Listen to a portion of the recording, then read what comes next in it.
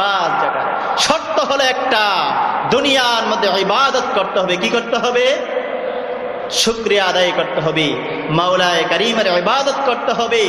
আর দুনিয়ার মধ্যে হার অবস্থায় আল্লাহ আমাকে যে অবস্থা রাখুক না কেন, যখনই আমার মোবাইলে ফোন আসে, বন্ধু তুমি কেমন আছো, আরে কইস না খুব খারাপ অবস্থায় আছি, এমন উত্তর না দিয়ে বলতে হবে কি? আলহামদুলিল্লাহ। জোরে বলেন, কি বলতে হবে?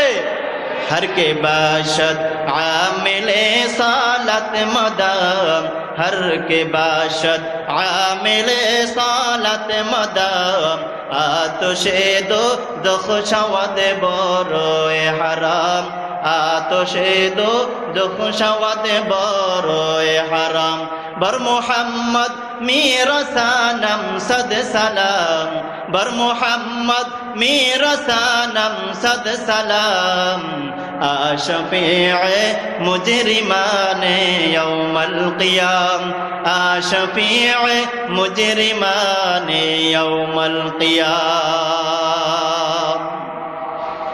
আল্লাহ পাক রব্বুল আলামিন আমাদের সকলকে যে কথাগুলো বললাম,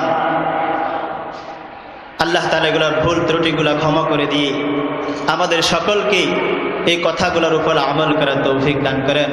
সম্মানিত উপস্থিতি, আমাদের মাগরিবের পর থেকে গুরুত্বপূর্ণ বয়ান শুরু হবে। আমাদের প্রধান আকর্ষণ, তিনিও পথের মধ্যে হয়তো আছেন, কিছুক্ষণের মধ্যে এসে যাবেন। আমাদের হযরত উলামায়ে কেরাম বহুত গুরুত্বপূর্ণ আলোচনা করবেন।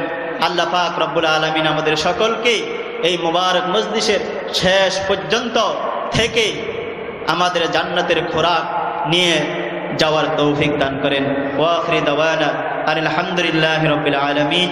আসসালামু আলাইকুম ওয়া রাহমাতুল্লাহ। আল্লাহ আল্লাহ আল্লাহ আল্লাহ আল্লাহ আল্লাহ আল্লাহ আল্লাহ সুবহানাল্লাহ।